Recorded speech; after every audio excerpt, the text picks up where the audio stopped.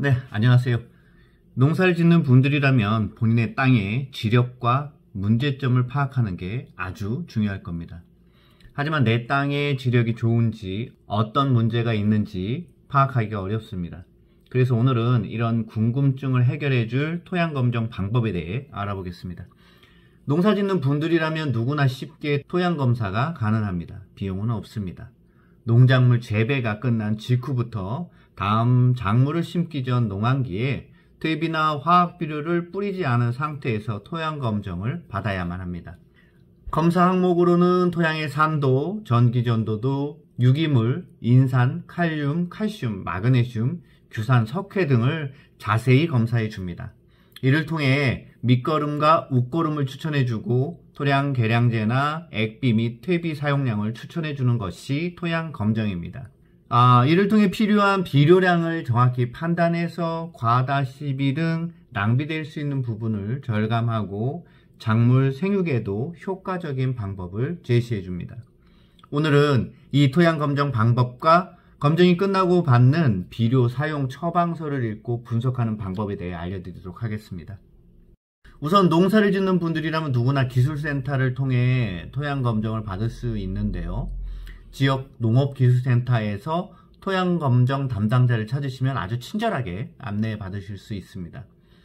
이후 토양을 채취해야겠죠. 채취하는 방법은 이런 토양 시료 채취기나 모종삽을 이용해서 지그재그 또는 경사지의 상부, 중부, 하부로 나누어서 15cm 깊이로 골고루 채취해 주시면 됩니다.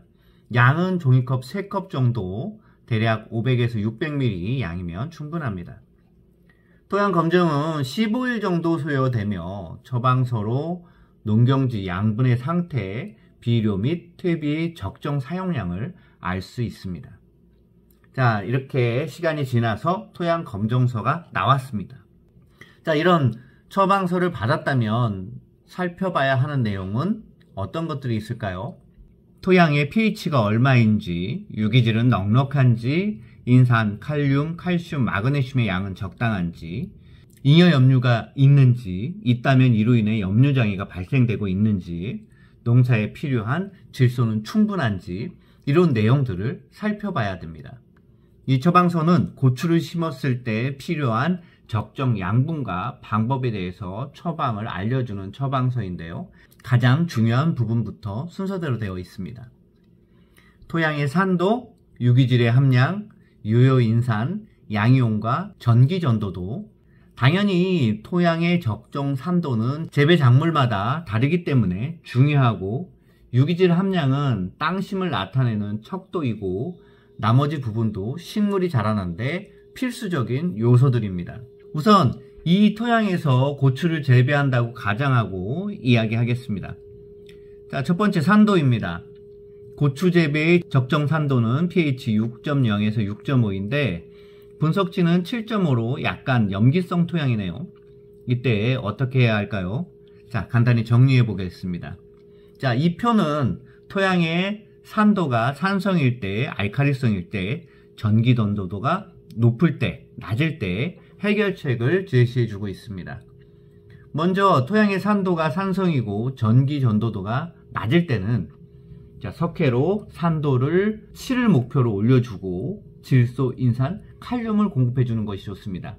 석회 또는 물 1톤당 인산칼륨 1.8kg, 질산칼륨 1.2kg을 잘 희석해서 사용해주면 효과적입니다. 반대로 전기전도도가 높을 때는 토양에 산성을 띠는 황염소가 많으므로 염류 흡착에 좋은 완숙 유기질 퇴비를 넣어주면 좋습니다.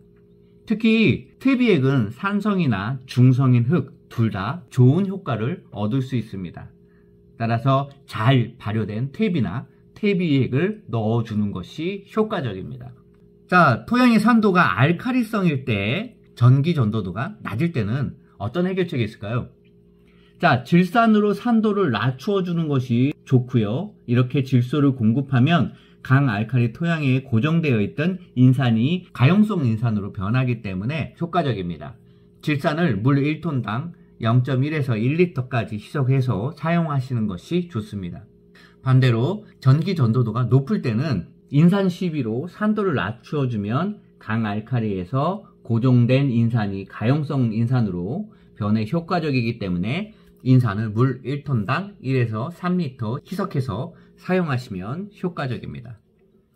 토양의 산성 및 알칼리성일 때 토양의 전기 전도도에 따라서 이 방법대로 하시면 좋은 결과를 기대하실 수 있습니다.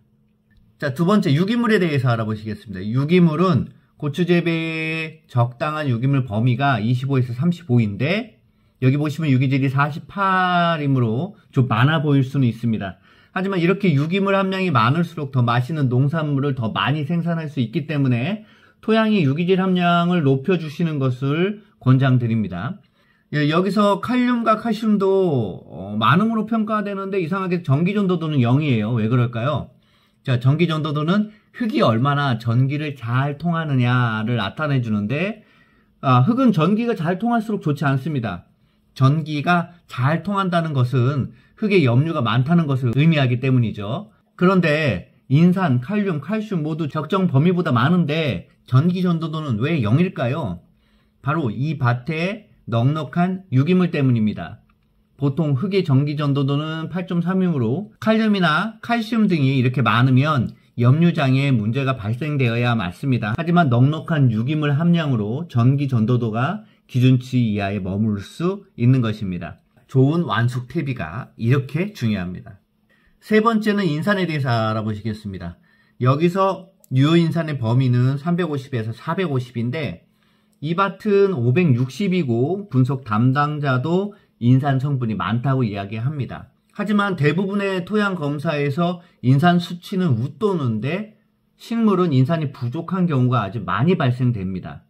이는 토양이 산성이나 염기성인 경우에 인산이 불용성으로 고정되어서 사용할 수 없는 경우가 많은데 토양 검사 시에는 이렇게 사용할 수 없는 불용성 인산도 분석되기 때문에 토양의 인산 수치는 높고 식물은 사용을 못하는 경우가 많습니다.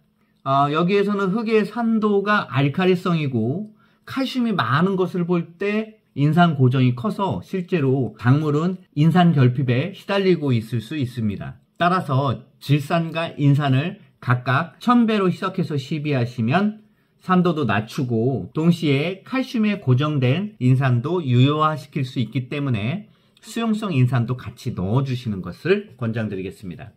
자, 네 번째 치환성 양이온 부분을 살펴보시겠습니다. 질소, 칼륨, 칼슘, 마그네슘 모두 양이온 성질을 가지는 다량의 원소이죠. 작물이 많이 소비하기 때문에 아주 중요한 원소들입니다.